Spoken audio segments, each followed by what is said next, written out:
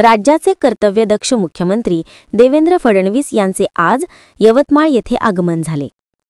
जवाहरलाल दर्डा विमानतळावर जिल्ह्याचे पालकमंत्री संजय राठोड, आमदार, जनप्रतिनिधी तसेच जिल्हा प्रशासनातील वरिष्ठ अधिकाऱ्यांनी त्यांचे मनपूर्वक स्वागत केले। मुख्यमंत्री फडणवीस हे यवतमाळ दौऱ्यावर असताना दीनदयाळ उपाध्याय यांच्या विचारांवर आधारित विविध कार्यक्रमांना उपस्थित राहणार असून विकास कामांचा आढावा घेणार आहेत।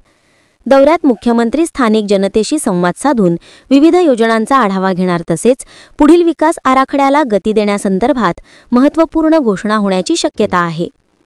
Bureau report, Vidarbha news Marathi.